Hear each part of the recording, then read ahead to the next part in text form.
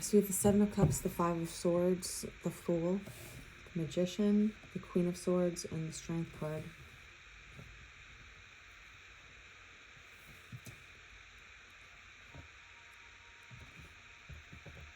There's a lot of beginnings here.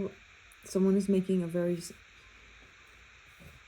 difficult decision on how they are going to alchemize what they have in front of them. The Strength card is about alchemizing good and bad, dark and light. Everyone's life has good and bad aspects to it.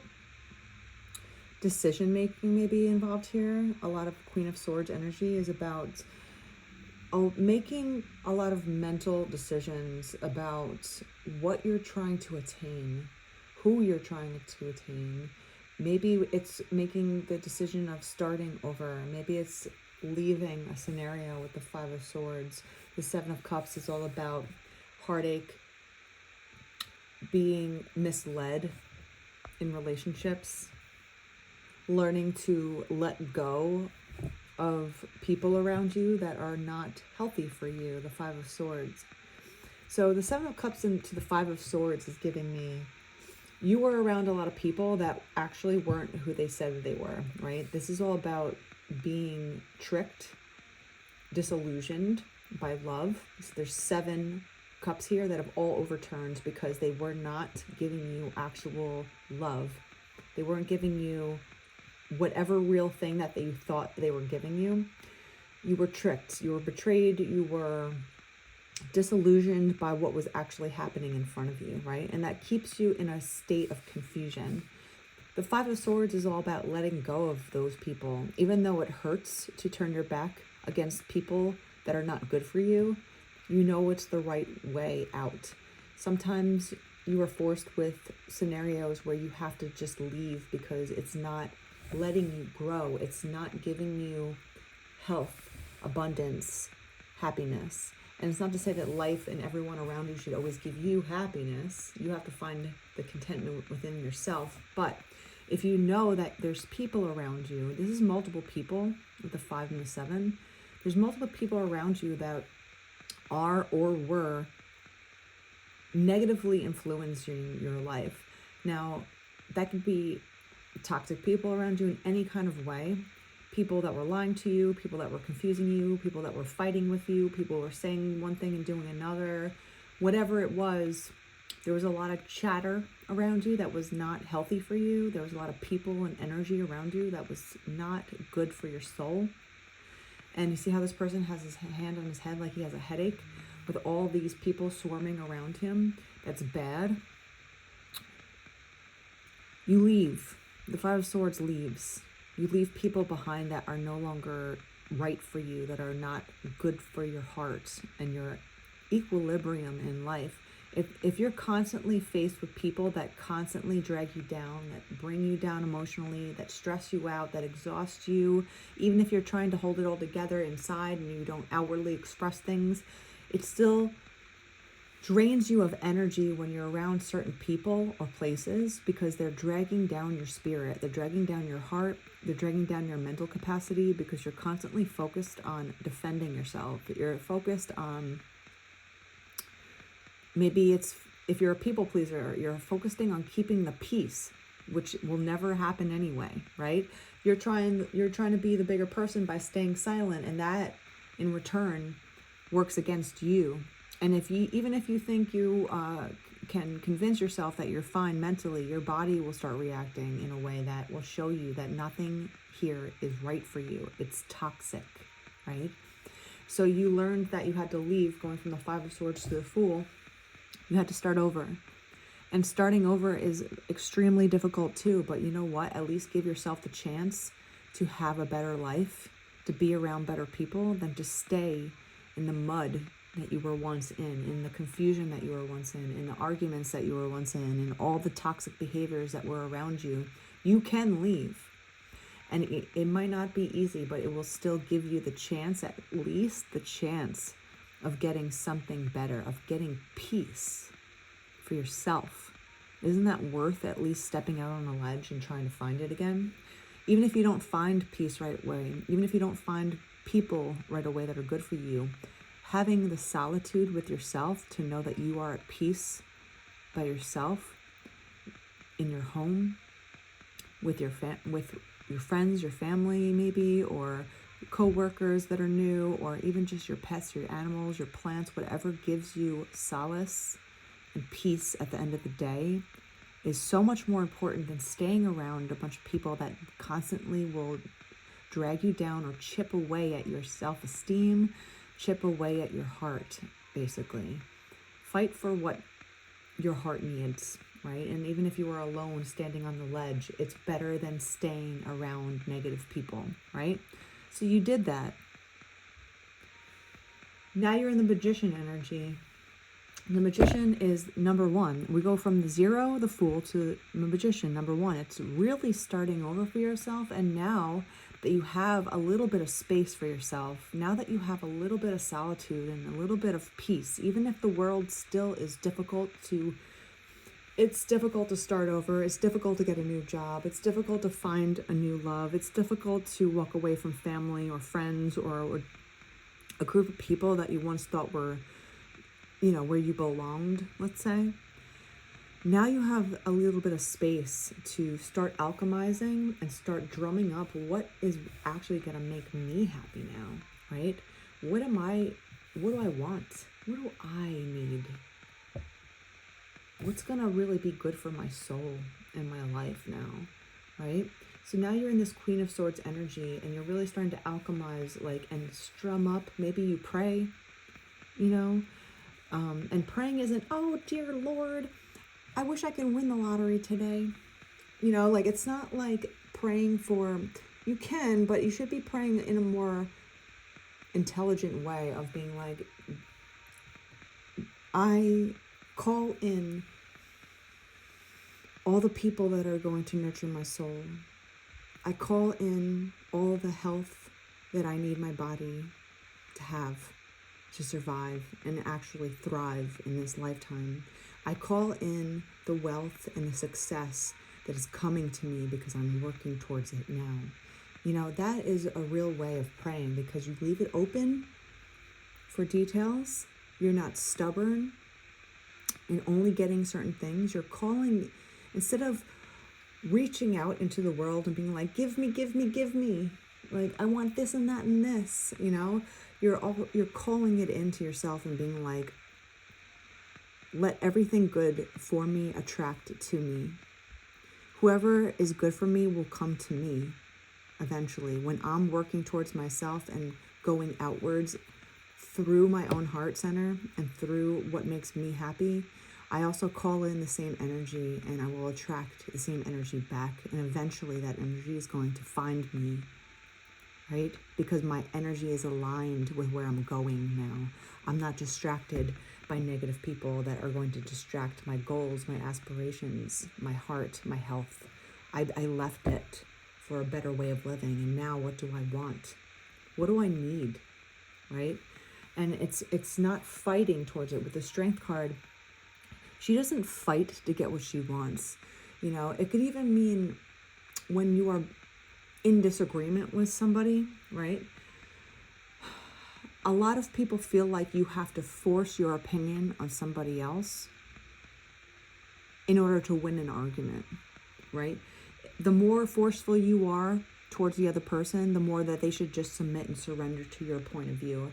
And that's a very toxic way of going about conversation, about arguments, about negotiations, because compelling arguments are sometimes the gentler ones. Yeah, because no one feels threatened. No one feels defensive.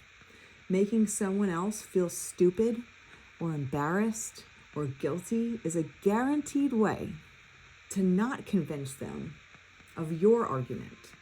Because again, it's not a match. We're not fighting each other. We're conversating, we're talking, we're explaining.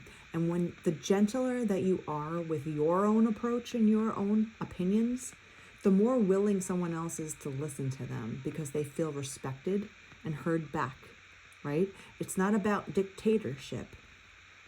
It's about being gentle enough with a hard situation, which is all about the Strength card, Strength doesn't come from force. Strength doesn't come from dictatorship. Strength doesn't come from being vicious or cutting, and fighting with one another to a point where you're just butting heads. Strength really comes from being cool enough and collected enough to make your point, but also to listen to someone else wholeheartedly, open-mindedly, with all ears, and try to see someone's point of view, even if you don't agree. You don't have to agree on everything everyone else says. It's always impossible. We're all human beings with different points of view, with different experiences and different beliefs and morals. It's never going to happen where you're going to be in a relationship with anyone, whether it's friends, family, loved ones, a partner. When you force your own opinion on someone in such a forceful, blatant, blunt way, you look arrogant, basically, and it also causes people who, actually generally care about, trying to get to a conclusion. It forces them to become vicious back. It changes other people's behavior when you're so adamant that your opinion is right. And you might feel like that, and that's okay to have your own beliefs and feel like you are right. Two people can actually be right at the same time. And that's what true communication is about. It's literally about, I have my beliefs. This is what I stand for. This is what I believe, right? And then you have to let the other person talk. And then when it's your time to talk, that other person has to let you talk fully without being interrupted, and also actually truly listen to what you're trying to say. Try to see where you're coming from. Try to get the real goal, silver lining to what they're saying here, right? Even it might be hard, it might be frustrating to hear, because you're like, how do you even think like that? It's so silly. It's ridiculous, right? You could think that in your head, but it's not ridiculous to the other person. They're obviously standing by their own beliefs. So as soon as you find the other person as ridiculous because you don't agree with someone, you immediately dismiss them as lesser than, as stupid, right? And that causes more of an argument, because now you're not even arguing about the thing anymore that you were once talking about. Now you're arguing with each other about respect, boundaries, and feeling heard. And that is just a tornado that will demolish every part of any kind of respectful communication that you can have with someone. So if you really genuinely care about changing maybe, someone else's behavior, or changing maybe something that they're thinking about or their beliefs, dial back the aggression, right, of your delivery, because that's not going to let anyone feel safe enough or open enough or respected enough to want to hear your side anymore. It's just yelling at each other constantly, right? Bickering. And now you're fighting two fights instead of one. And that turns into, if you continue on that pattern with somebody, say you're in a relationship and you continuously do that to one another, where you both never feel heard, you both never feel respected, you both never feel like you ever solved anything, and you're just spinning your wheels and it never gets anywhere good. You never feel relieved after talking to someone, right? Even if it's a hard conversation where you're both like really trying to contain yourselves because it's an emotional thing. Love dies that way, through resentment, right? If we both feel unheard, we're never going to get anywhere in life. And then you both are throwing things at each other that you're both never going to catch, right? So it's not about having a different opinion. It's not about not agreeing on everything. It's about whether you can both communicate with one another safely and also listen to one another in a respectful way, where you respect the other person's point of view, even if you don't agree with anything that they're saying. You can be like, I don't even understand what you're saying, or you can feel like they're lying to you, or you could feel like they're omitting things on purpose because they're hiding things. You could feel like they're being hypocritical. You can think all these things in your head, right? But if you truly love somebody and you respect them as a human being, you have to put all your fears aside and just sit there, hold space for someone else, and listen to their point of view. Then You have to regurgitate the information that you just heard to them back. So let them know that you heard them, you're listening to them fully, and that you understand exactly what their point was, right? And once they feel validated that you understand their point, right?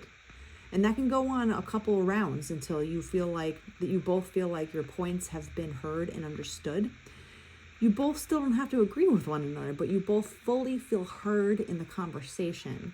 And then you flip the roles. The other person gets to talk, you listen, and then you keep listening and you keep regurgitating the information that you're hearing until the other person feels validated in what they're saying to you, and that they know that you understand them, where they're coming from at the very least, right?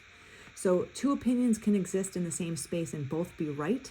2 opinions can exist in the same space and still be wrong at the same time, right?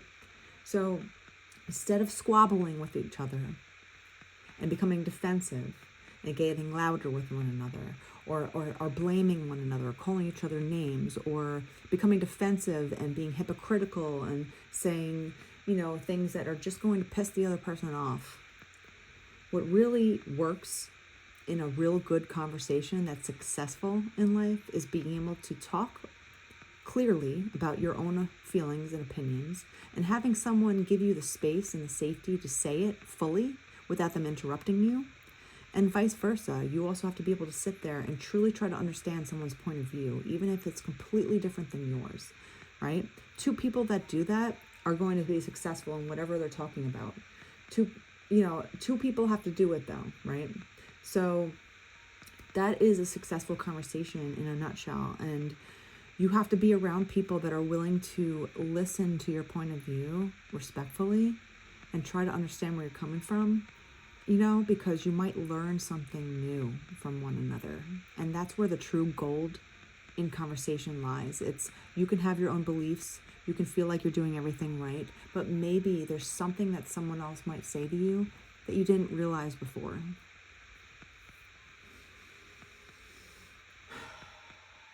So what really makes people suffer in relationship is not feeling understood or truly heard. People go through couples counseling for years and they don't get anywhere because they're always on the defense. They're always defending themselves. And it's hard to, we all succumb to it every now and then. But to truly be able to listen to someone else's point of view and try to learn, take it as a lesson, take it as a learning, a learning where you can open up a book and be like, well, I don't agree with what everything they're saying, but there is some truth here that I can learn from. There's something here that this other person could teach me that I don't already know or believe. And if 2 people treat each other in that kind of way, where you're constantly trying to learn from the other person, it's not about how often you argue, it's not about how often you disagree, it's not about, little things and this and that. But if you both have the respect enough to let the other person completely express themselves, and the other person is completely open to hearing in a way where they're wanting to learn, there's nothing that you can talk about that's going to demolish the relationship.